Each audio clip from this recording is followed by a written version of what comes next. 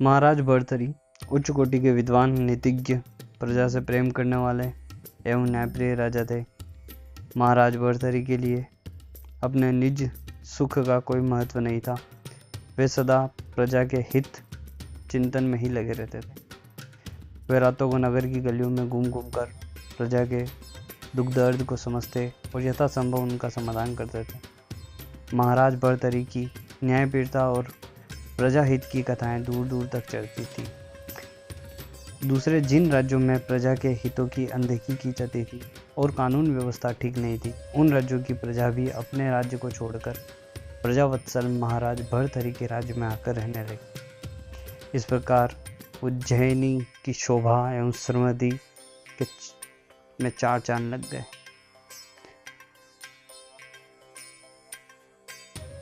महाराज भर्तृहरि के छोटे भाई विक्रमादित्य भी अपने पिता तुल्य बड़े भाई की भांति ही विद्वान, धर्मात्मा, न्यायपरायण एवं कुशल नीतिज्ञ थे।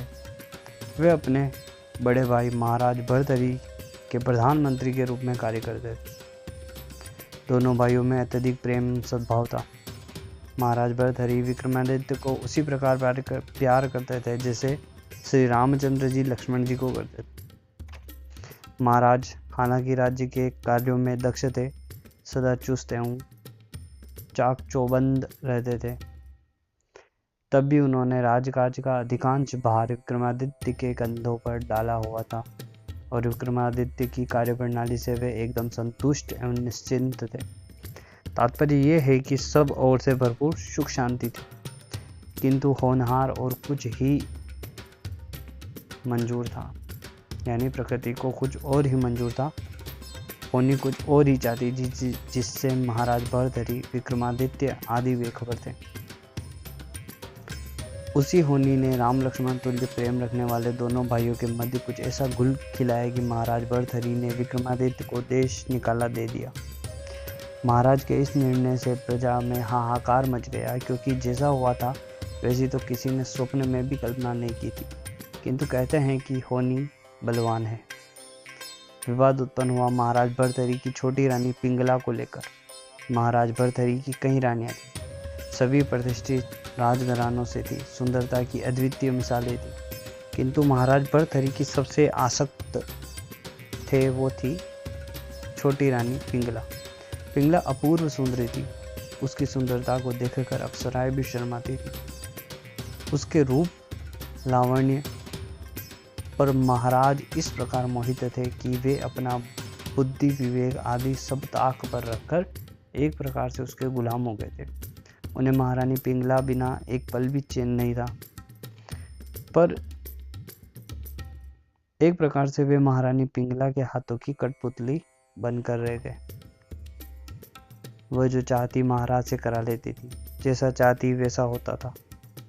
उसका कहा महाराज कभी नहीं टालते थे और उसकी बातों पर अंधविश्वास करते थे। वे आगा पीछा सोचे बिना पिंगला के मनोनुकूल निर्णय लेते थे। इस प्रकार से महारानी पिंगला ने महाराज भर्तृहरि पर जादू सा कर दिया। औरत का इस प्रकार गुलाम हो जाना किसी की दृष्टि से अच्छा नहीं है। यह स्थिति सर्वनाश का कारण बनती है। इस प्रकार महाराज भर्तृहरि द्वारा अपनी रानी को अत्यधिक महत्व दिया जाना उनके राज्य के लिए घातक सिद्ध हुआ। दूसरी दृष्टि से यदि देखा जाए तो जो कुछ भी हुआ वह महाराज भर्तृहरि के लिए अच्छा ही हुआ। यदि ऐसा न होता तो आज महाराज भर्तृहरि को जो कीर्ति एवं सम्मान एवं स्थान प्राप्त है वह संभवतया न होता। दूसरे होनी बलवान होती है, यह वह होकर ही रहती है। महाराज श्री राम के हाथों रावण का वध होना था, इसलिए तो वे ईश्वरावतार होकर भी स्वर्ण मर्ग के भ्रम में आ गए, वरना क्या उससे पहले या बाद में किसी ने स्वर्ण मृग नहीं देखा, क्योंकि सोने का मृग न कभी हुआ है ना होगा, लेकिन चूंकि होनी थी इसलिए वह स्वयं परमेश्वर श्री राम भी भ्रमित हो गए।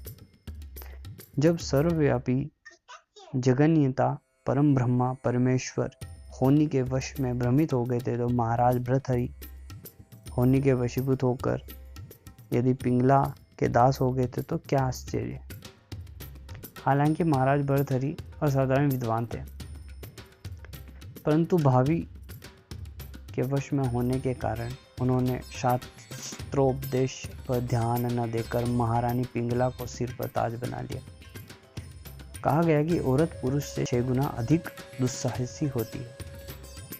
अपनी पर आने पर वह जो न कर गुजरे वो भला।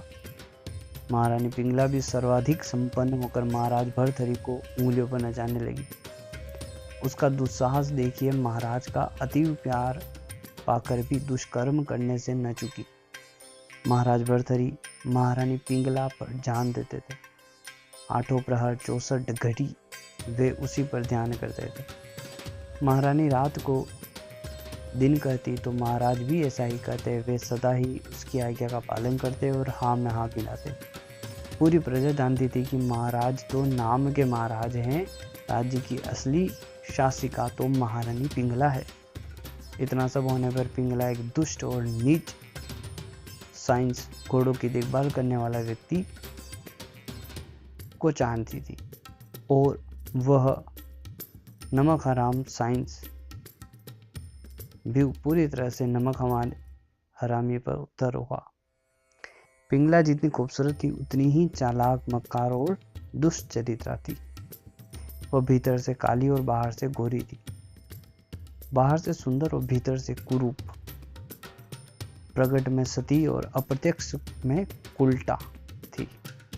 महाराज जब महलों में आते थे तो वह किसी सती साध्वी की भांति उनकी आवभगत करती थी। वह उन पर प्राण प्रण से इस प्रकार न्यौछावर होती थी कि महाराज यही समझते थे कि उनकी पत्नी सती साध्वी है। उनका अपना मत यही था कि संसार में पिंगला जैसी पवित्रता और साध्वी दूसरी कोई स्त्री नहीं है। परंतु उनके मुंह फेरते ही पिंगला अपने यार अस्तबल के दारोगा के साथ मौज मस्ती में डूब जाती थी। महाराज भला स्त्रिया चरित्र को क्या समझते। बहुत समय तक महारानी की यह पाप लीला छिपी रही, किंतु कहते हैं कि पाप का घड़ा एक न एक दिन भरकर फूटता ही है। सर्वप्रथम इस गुप्त रहस्य का पता राजकुमार विक्रम को लगा। महारानी पिंगला को के कुकर्मों की खबर सर्वप्रथम उनके कानों पहुंची। राजकुमार विक्रमादित्य स्तब्ध रह गए। उन्हें लगा मानो रेत की कोई दीवार ढहकर उन पर गिर रही हो। यह खबर पाकर उन्हें असब्द पीड़ा हुई। उनका सुख चैन हराम हो गया। रातों की नींद उड़ गई। अपने कुल की लाज और भाई के अनिष्ट की आकांक्षा से वह कांप जाते थे। वे रातों को बिस्तर पर पड़े करवटें बदलते रहते। क्या होगा जब यह हकीकत उनके प्राण प्रिय अग्रज बड़े भाई के सामने आएगी। क्या बीतेगी उनके दिल पर। मगर यह बात उन्हें बताएगा कौन। क्या वे विश्वास करेंगे इस कटु सत्य का। अचानक किसी दिन यदि उन्हें यह बात पता चली तो कहीं वह वज्रपात उनके प्राण ही न ले ले। एक के बाद एक अनिष्टदायक कल्पनाएं उनके मन में उठी। अंत में वे कई दिनों के पश्चात इस निर्णय पर पहुंचे कि इस बात को छिपाना ठीक नहीं है। यत्नपूर्वक उन्हें इस सत्य से अवगत कराना ही होगा। यदि कोई दूसरा महाराज तक इस बात को पहुंचाएगा तो बेमौत मारा जाएगा। यही सोचकर इस एक रोज अवसर पाकर राजकुमार विक्रमादित्य ने महाराज से कहा, पूज्य भ्राता जी, आप मेरे पिता के समान हैं। आप सबसे चतुर, होशियार एवं बुद्धिमान हैं। आपके राज्य में प्रजा सुख से रहती है। परंतु क्या अनुज, जो कहना है निसंकोच कहो। महाराज भर्तहरि ने स्नेहपूर्वक कहा। भ्राता जी, छोटा मुंह बड़ी बात ऐसी है कि न कहने बनता है और न मौन रहना उचित है। दोनों ही परिस्थितियों में कुल की प्रतिष्ठा पर आँच आती है। फिर एक डर यह भी है कि कहीं यह आघात आपके प्राणों पर संकट उत्पन्न न कर दे। ऐसी बात क्या है जो कि महाराज भर्तहरि साफ को। भैया भाभी के संबंध में मैंने एक कलंकपूर्ण बात सुनी। साहस बटोरकर विक्रमादित्य ने कहा, न केवल सुनी है बल्कि उसकी जांच भी की है और खेद इस बात की है कि बात सत्य है। भाभी पिंगला आपके प्रति पूर्ण समर्पित नहीं है। क्या कहते हो विक्रम, लगता है तुम्हारा दिमाग खराब हो गया है। हमारे अधिक लाड प्यार का क्या यही नतीजा है कि तुम अपनी माँ समान भाभी पर लांछन लगा रहे हो? पिंगला जैसी सदी इस युग में मिलना मुश्किल है।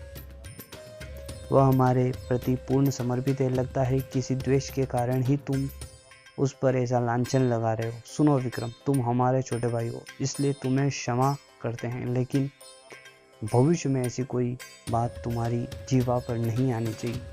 यदि ऐसी गुस्ताखी किसी और ने की होती तो उसे हम अब तक सूली पर चढ़वा चुके होते। राजकुमार विक्रम निरुत्तर हो गए।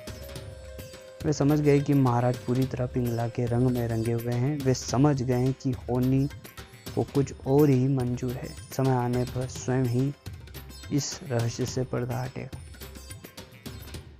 उधर महारानी पिंगला जितनी सुंदर थी, उससे अधिक चालाक और कुटिल थी। उससे भी अपने सूत्रों से पता चल चुका था कि राजकुमार उसकी करतूत जान गए हैं और वे अवश्य ही महाराज के कान भरेंगे। अतः उसने राजकुमार के पीछे दूतियां लगा रखी थी, जिसके माध्यम से उसे तत्काल ही महाराज भर्तृहरि और राजकुमार विक्रम के बीच हुई बातचीत की खबर पहुंच गई। यह जानकर उसने सुख की सांस ली कि महाराज भर्तृहरि ने विक्रम की बात का विश्वास नहीं किया था। अब मन ही मन उसने निर्णय कर लिया कि वह विक्रम को सबक सिखाएगी। अतः उसी रात जब महाराज उसके महल में आए तो उसने पहले से ही अधिक प्यार उन पर लुटाया। फिर बोली, महाराज यदि आज्ञा हो तो कुछ कहना चाहती हूँ।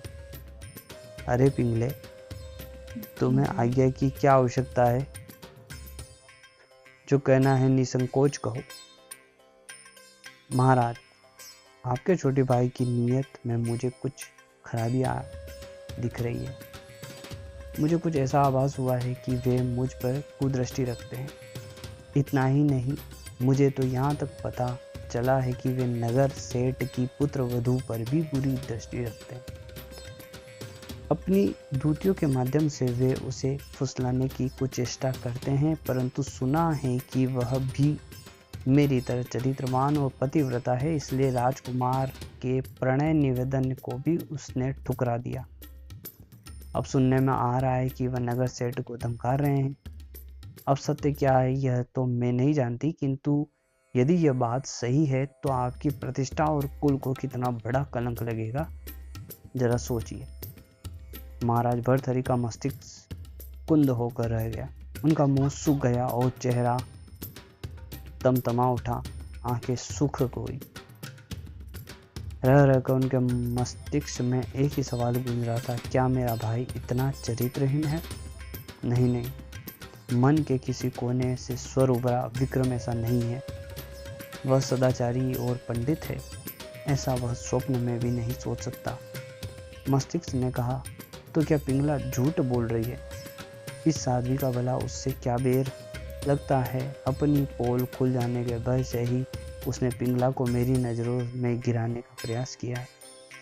इसी प्रकार महाराज भर्तृहरि संशय में डूबे रहे। कई दिन गुजर गए, मगर वे विक्रम से इस संबंध में कोई बात न कर सके। उधर राजकुमार विक्रम भी किसी होनी की आशंका से ग्रस्त थे, क्योंकि उन्होंने अपने प्रति महाराज के व्यवहार में आए फर्क को महसूस कर लिया था। दोनों भाई भयंकर तनाव में जी रहे थे, मगर यह देखकर भी पिंगला खामोश नहीं बैठी। वह अपने रास्ते के कांटे को सदा सदा के लिए हटाना चाहता था। अतः एक दिन मौका पाकर उसने नगर सेठ को तलब किया। क्या आज्ञा है महारानी जी? हाथ बांधकर नगर सेठ ने पूछा। सुनो नगर सेठ, महाराज मेरी मुट्ठी में है। अगर मैं चाहूँ तो तुम्हारा सर्वनाश करवा सकती हूँ, किंतु मेरा दोष क्या है महारानी? अभी तक तो तुम्हारा कोई दोष नहीं है, किंतु यदि तुमने मेरे कहे अनुसार न किया तो दोष ही दोष होगा। कहिए क्या करना है मुझे? दास तो आपसे बाहर नहीं, नगर सेठ ने कहा। तो सुनो, महाराज के सिंहासन को विक्रम से बड़ा खतरा है। सुना है वह महाराज के प्राण हर कर स्वयं राजगद्दी लेना चाहता है। ऐसे में क्या तुम्हारा कर्तव्य नहीं बनता कि महाराज की प्राण रक्षा का कोई उपाय करो?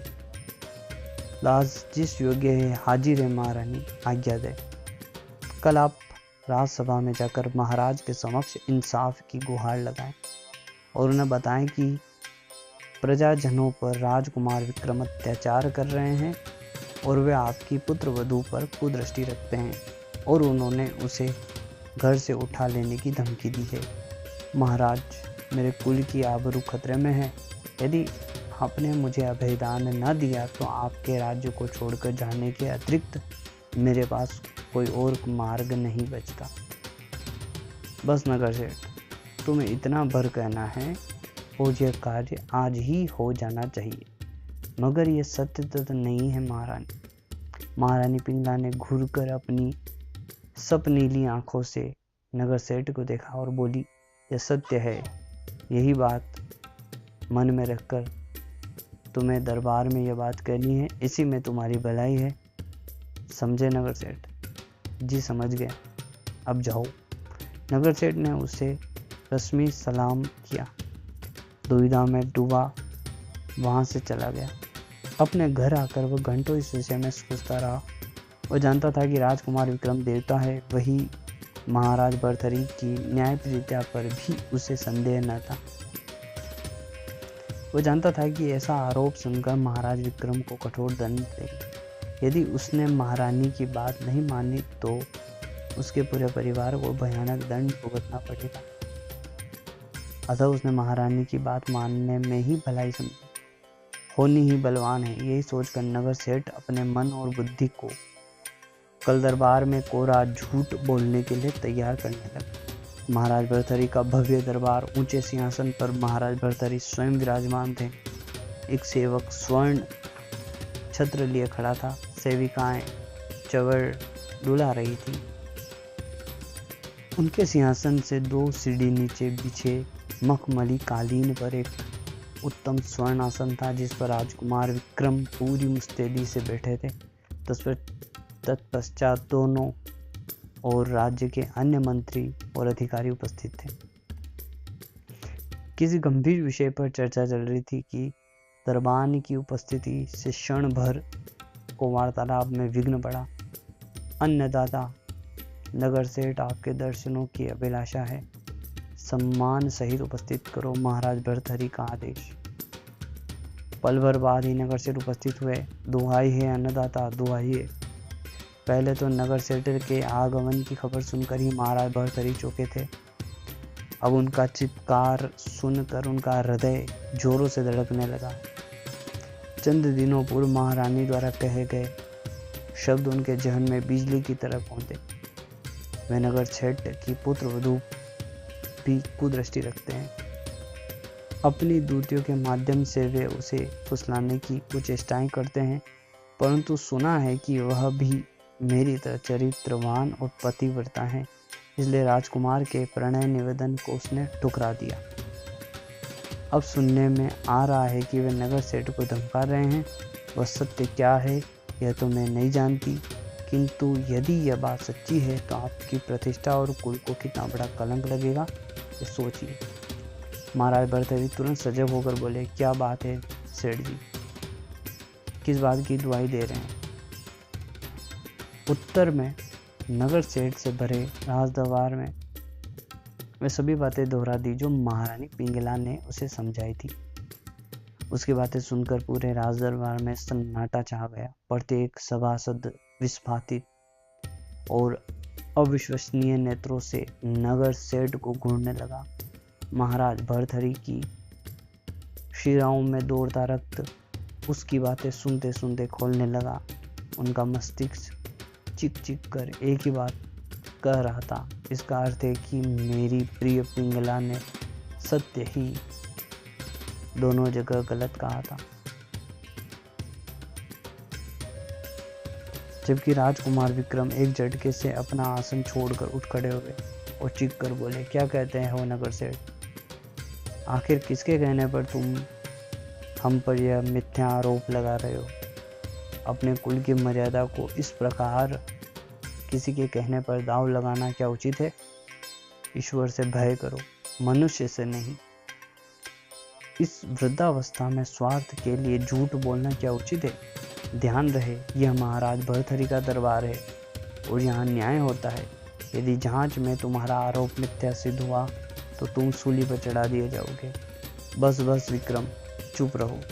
एकाएक ही महाराज भर्तहरि ने चीखते हुए अपना आसन छोड़ दिया और क्रोध में थरथर कांपते हुए बोले, अरे नीच, मुझे तेरी काली करतूतों की खबर पहले ही मिल चुकी है। अब अधिक बातें बनाकर हमें भ्रमित करने की चेष्टा मत कर।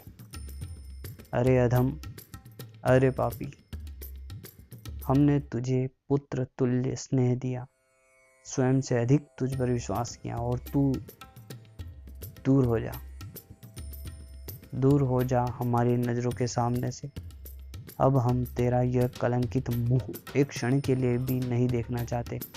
यदि तू मेरा भाई ना होता तो अब तक सूली पर चढ़ चुका होता। अरे धूर्त, जब राजा ही प्रजा पर अत्याचार करेगा तो न्याय कहाँ होगा। चाहे इसी क्षण मेरे राज्य से दूर चला जा, कहीं ऐसा ना हो कि मैं संयम खो बैठूं। राजकुमार विक्रम समझ गए कि होनी अपने पांव पसार रही है और पिंगला का वार चल चुका है। अतः बड़े ही धैर्य से वे बोले, ठीक है माताश्री, मैं अभी इसी क्षण चला जाता हूँ और प्रण करता हूँ कि आपके राज्य में जल तक ग्रहण नहीं करूँगा। किंतु आपको इस प्रकरण की जांच करवाकर सच और झूठ का निर्णय तो करना ही चाहिए था। यदि आप इस प्रकार न्याय करेंगे तो एक दिन आपकी प्रजा आपको छोड़कर चली जाएगी। भैया, आप जिसके हाथ की कठपुतली बने हुए हैं वह आपके साथ छल कर रही है। उसके सुख में मैं ही एक कांटा था, इसलिए मुझे यहाँ से निकालने के गरज से उसने यह चाल चली। खैर, मैं तो जाता हूँ, किंतु आपके अनिष्ट की कल्पना मुझे सदा विचलित करती रहेगी। एक दिन आपको भी अपने इस फैसले पर पछताना होगा और उसी दिन आपको ज्ञात होगा कि आपका अनुज सच था। ऐसा कर राजकुमार विक्रम उसी क्षण राज्यसभा से बाहर चले गए। कई वर्ष बीत गए, राज्य में किसी प्रकार की कोई घटना नहीं घटी। महाराज भर्तहरि महारानी पिंगला से प्यार में अखंड डूब गए। उन्हें अपने भाई की तनिक भी याद नहीं आई। महारानी पिंगला के रूप का जादू उन पर इस प्रकार चढ़ा हुआ था कि उनके अतिरिक्त उसे कुछ दिखाई ही नहीं पड़ता था। उधर पिंगला का कारोबार बदसूरत जारी था। एक और वह महाराजा भर्तहरि को अपने रूप जाल में फंसाए रखकर मूर्ख बना रही थी और दूसरी ओर अपने प्रेमी दारोगा के साथ अखंड पापाचार में लिप्त थी। महाराज भर्तहरि के राज्य में एक ब्राह्मण अपनी दरिद्रता से मुक्ति पाने और इष्ट सिद्धि के लिए राज्य के वन क्षेत्र में जाकर घोर तपस्या कर रहा था। उसे तप करते हुए अनेक वर्ष बीत गए। तब कष्ट से जब उसका शरीर जीर्ण हो गया, तब देव को उस पर दया आई। उनका आसन हिला तो वे सशेर ब्राह्मण के समक्ष प्रकट हुए और बोले, हे ब्राह्मण, मैं तेरी तपस्या से संतुष्ट हुआ। मैं तुझे यह अमर फल देता हूँ। इसे खाने वाला सदा के लिए मृत्यु से मुक्त हो जाता है। इसे खाकर तू पृथ्वी पर अमर होकर रह और सुखपूर्ण अपना जीवन व्यतीत कर। इस प्रकार फल देकर देवता अंतर्ध्यान हो गए। ब्राह्मण उस अमर फल को लेकर अत्यंत प्रसन्न हुआ और घर जाकर अपनी पत्नी को सारा हाल सुनाया।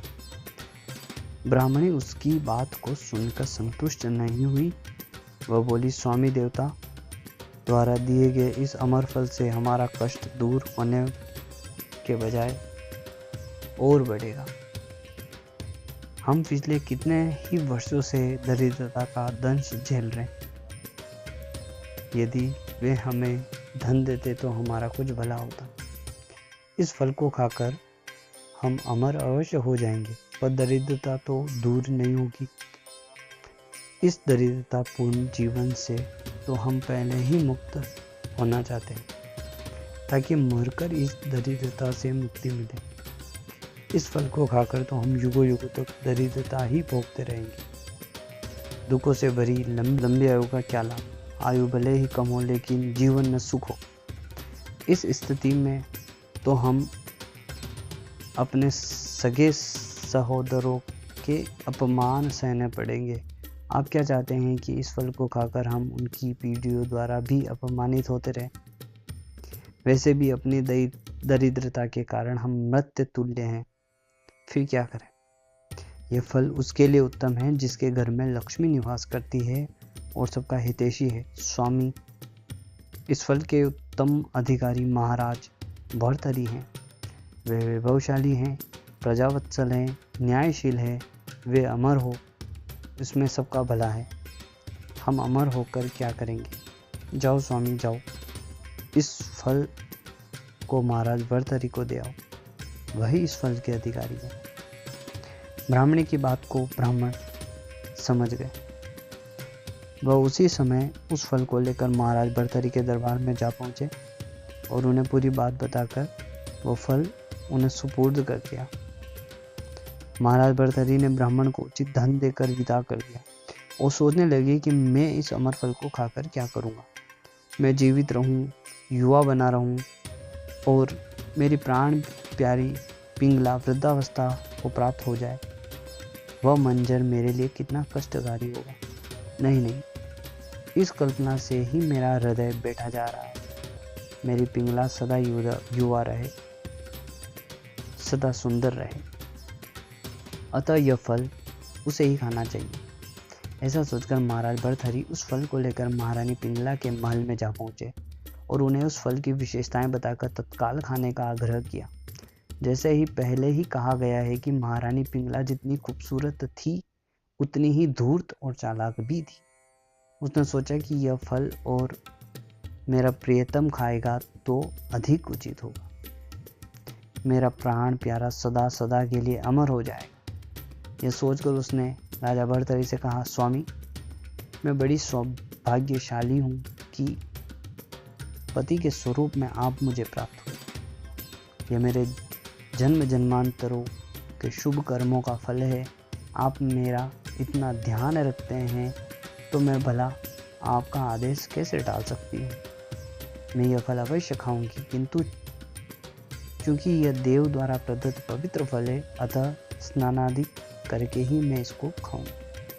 ठीक है प्रिय। ऐसा कहकर महाराज भर्तृहरि चले गए। अब वे संतुष्ट थे कि उनकी प्राण प्रिय पिंगला आप सदा के लिए युवा, सुंदर और अमर हो जाएगी। उधर महाराज की पीठ फेरते ही महारानी पिंगला ने अपने याद दारोगा को बुलावा भी लिया। पहले उसके साथ जमकर प्रेम लाभ किया, तो त्वचा उसे उस फल की विशेषताएं बताकर उससे उस फल को खाने का आग्रह किया। उसका वह यार भी उतना उसका वफादार नहीं था। वह एक वेश्या को चाहता था। महारानी पिंगला उसके लिए मात्र भोज्य थी, एक ही वस्तु थी जिसे वह उसकी इच्छा के अनुसार भोगता था। बदले में धनादि प्राप्त था। पिंगला के लिए उसके मन में किसी भी प्रकार का कोई प्यार या सम्मान नहीं था। उस अमर फल की विशेषताएं जानकर उसके मन में विचार आया कि मैं इस फल को खाकर क्या करूँगा। इसे तो मेरी प्राणधारा मेरी प्रेयसी को खाना चाहिए ताकि वह सदा जवान और सुंदरी बनी रहे और मैं जब तक जीऊँ उसे भोगूं। मन में यह विचार कर वह महारानी पिंगला से बोला, प्रिय, मुझे अति प्रसन्नता है कि तुम मुझे इतना प्यार करती हो। तुम्हारी खुशी के लिए मैं यह फल अवश्य खाऊंगा, किंतु गंगा स्नान करके पवित्र होने के बाद लो यह फल मुझे दे दो। महारानी ने वह फल उसे सुपुर्द कर दिया। फल लेकर दारोगा सीधा अपनी प्रेयसी वेश्या के पास पहुंचा और उसे वह फल सौंप दिया। वेश्या ने वह फल ले लिया और स्नान आदि करके खाने का आश्वासन देकर उसे विदा किया। दारोगा के जाने के बाद वो सोचने लगी कि मेरी जिंदगी इतनी गलीज है, मुझे नित्य नए लोगों के सामने बिछना पड़ता है। क्या ऐसे जीवन को अमर करूं? क्या युगों युगों तक मैं यह घृणित जीवन जीऊं? यह दारोगा भी कितना स्वार्थी है। यह चाहता है कि मैं सदा जवान बनी रहूं ताकि वह मुझे भोगता रहे और मैं हूं इस घृणित जीवन से मुक्ति चाहती हूँ। नहीं नहीं, यह फल मेरे लिए जैसे पापीन के लिए नहीं है। मैं अमर होकर नरक भोगूं, इससे तो बेहतर है कि प्रजावत्सल न्यायप्रिय महाराज भर्तहरि उस फल को ग्रहण करे। उन जैसे देवतुल्य राजा युगों युगों तक इस धरा पर रहें और प्रजा को सुख प्रदान करते रहें। ऐसा सोचकर वेश्या यह फल लेकर महाराज भर्तहरि के पास जहाँ पहुंची, वह फल उन्हें अर्पण करके बोली, महाराज, आज मुझे एक अपूर्व फल मिला।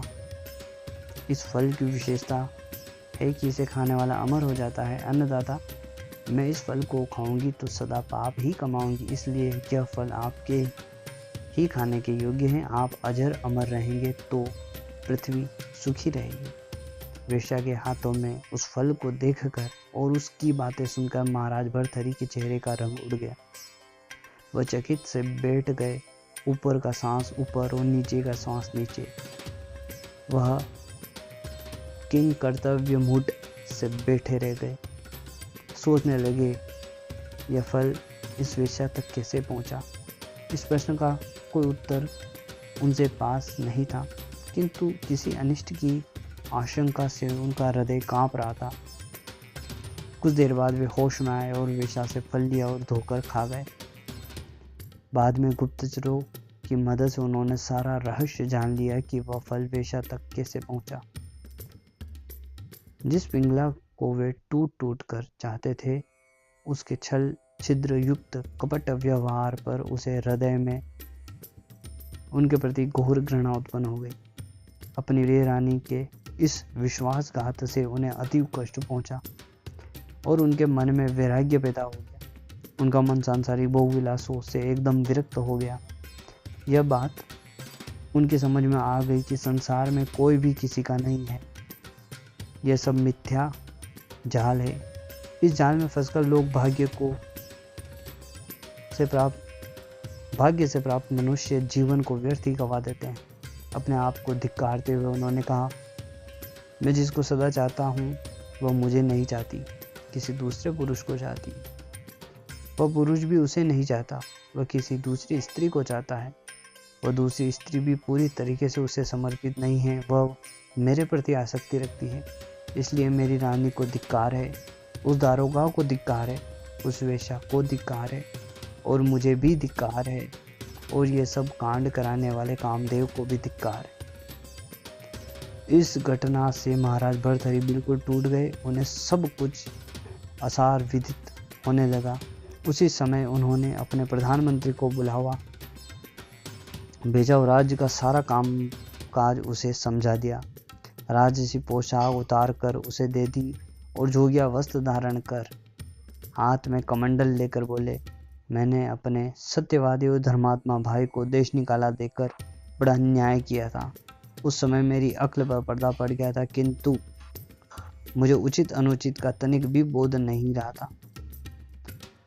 उस कुलटा ने मुझे ऐसा जादू कर दिया था कि अब संसार के लोगों को मेरी यह सलाह है कि यदि मैं सुख का जीवन बिताना चाहते हैं तो स्त्रियों का कभी विश्वास ना करें, और जो परम पद के अभिलाषी हो वे तो उसका नाम भी ना लें। मंत्रीवर, आप विक्रम का पता लगाकर ये राजगद्दी उसे सौंप देना। ऐसा कहकर महाराज भर्तहरि ने तत्क्षण ही राजमहल के वैभव आदि का त्याग कर दिया और वनों की ओर प्रस्थान कर गए।